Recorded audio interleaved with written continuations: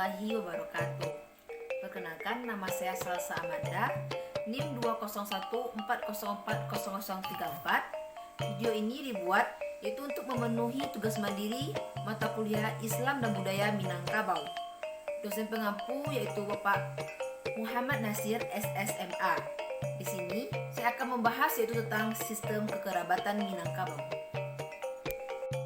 Pada materi sistem kekerabatan Minangkabau ini, nantinya kita akan membahas yang pertama tentang kekerabatan matrilineal, yang mana nantinya akan ada perkawinan eksogami, residensi matrilokal, dan konsep tentang harta, yang mana terdiri dari sako dan pusako.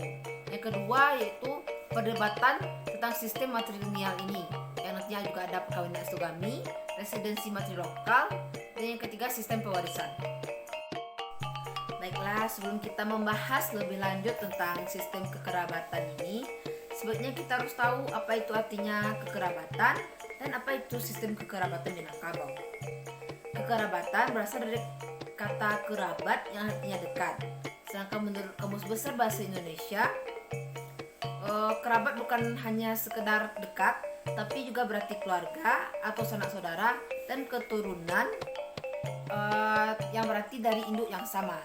Jadi, kekerabatan adalah hubungan antara dua individu atau kelompok yang terikat karena hubungan keturunan, keluarga, perkawinan, atau asal-usul yang sama.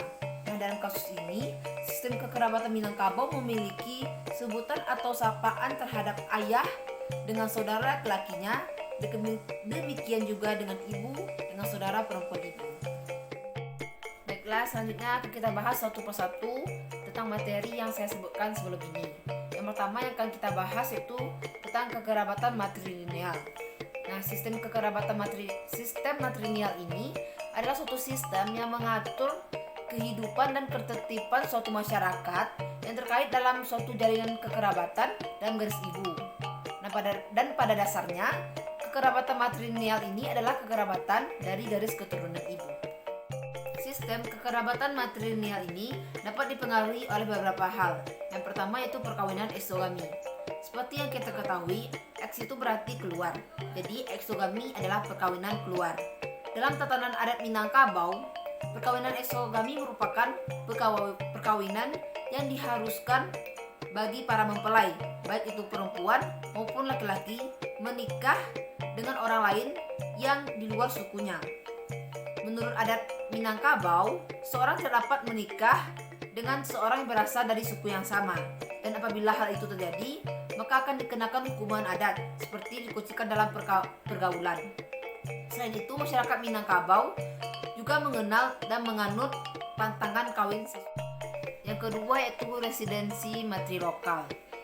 Nah, matrilokal itu sendiri merupakan sifat dari perkawinan, di mana sepasang suami istri yang sudah menikah bermukim di suatu tempat dengan aturan seorang suami tinggal di rumah sang istri. Nah, dalam adat Minangkabau biasa disebut tinggal di rumah mentuo. Hal ini bukan berarti suami sebagai kepala keluarga di rumah istrinya, melainkan berkedudukan sebagai sumando atau orang sumando. Istilah ini dipakai disebabkan bahwa masing-masing suami istri itu tetap berada dalam kaum dan sukunya masing-masing. Yang ketiga, konsep tentang harta. Dalam adat masyarakat Minangkabau, pembagian harta ada dua macam diistilahkan, sako dan pusako. Sako sendiri diartikan harta tak berwujud. Jadi sebenarnya makna sako ialah harta warisan yang tidak berbentuk atau bersifat imaterial seperti gelar pusako, suku, ataupun nama kebesaran.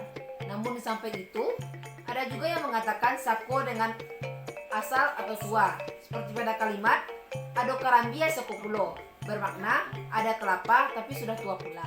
Selanjutnya kita akan mengkaji tentang pusako. Pusako atau pusaka diartikan harta kekayaan berwujud, bersifat material dan diwariskan kepada anak kemenakan. Pusako juga diartikan sebagai benda sakral, maksudnya benda-benda peninggalan seseorang yang berharga baginya. Dalam kaitan ini, pusako atau pusaka merupakan alat pemersatu keluarga agar tetap berfungsi baik.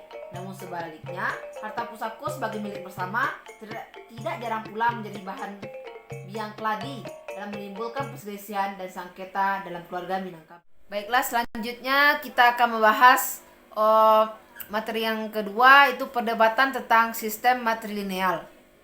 Suatu hal yang menjadi pertanyaan dalam kekerabatan matrilineal Minangkabau adalah pertanyaan apakah sistem kekerabatan matrilineal otomatis membuat perempuan berkuasa. Ada pendapat yang berbeda dari sebagian penulis, seperti Rajab, Kojaraningrat, Kato, dan Haidar, yang mengatakan bahwa dalam sistem matrilineal Minangkabau, walaupun garis keturunan berdasarkan perempuan, tetapi yang berkuasa adalah laki-laki. Laki-laki bertindak sebagai pemimpin kaumnya dan menjadi wakil kaum dalam masyarakat yang lebih luas. Sedangkan Sandai mempunyai pendapat lain. Dia menjelaskan bahwa sebenarnya masyarakat Minangkabau matriarkat karena perempuan mempunyai kekuasaan. Hal-hal yang menjadi perdebatan dalam sistem kekerabatan matrilineal ini, yang pertama yaitu perkawinan eksogami. Pola perkawinan dalam masyarakat Minangkabau memiliki aturan ketat dengan istilah suku yang sama tidak boleh menikah. Misalnya, laki-laki dari suku Sikumbang tidak boleh menikah dengan perempuan dari suku Sikumbang. Mereka menetapkan sanksi yang keras jika hal itu terjadi. Salah satu sanksinya misalnya harus membayar denda ke nagari dan diasingkan, tidak boleh tinggal di nagari. Jadi, dalam artian ini, orang Minangkabau menganut perkawinan eksogami suku dan endogami nagari. Perkawinan endogami didasari oleh banyak sisi atau pandangan mengapa itu harus dilakukan. Pada awalnya, orang dari nagari yang sama dianggap menjadi kemudian anggota masyarakat nagari. Misalnya, seorang laki-laki sukses menikahi perempuan dari nagari lain, berarti merugikan nagarinya sendiri. Sebaiknya dia menikahi perempuan dari nagarinya sendiri, maka akan membawa kesuksesan dan kemakmuran warga nagarinya sendiri. Perkawinan yang terjadi sekarang kebanyakan tidak lagi terkait dengan aturan-aturan tradisional, kecuali menikah gadis dari suku yang berbeda. Memang masih banyak pemuda yang menikah senagari dengan hal itu karena suka sama suka, bukan karena paksaan ada istiadat masyarakat nagari. Yang kedua yaitu residensi matrilokal. Hal ini tidak menjadi permasalahan dalam masyarakat Minangkabau. Pada dasarnya, yang menjadikan perdebatan kali ini berkaitan martabat laki-laki, karena dianggap belum mapan untuk menyanggupi perempuan yang dinikahi. Tetapi tidak semua yang sependapat. Ada yang berpendapat bahwa hal ini telah umum dilakukan, karena dalam aturan adat Minangkabau, harta warisan lebih mengutamakan ke anak perempuan. Jadi hal itu sudah wajar.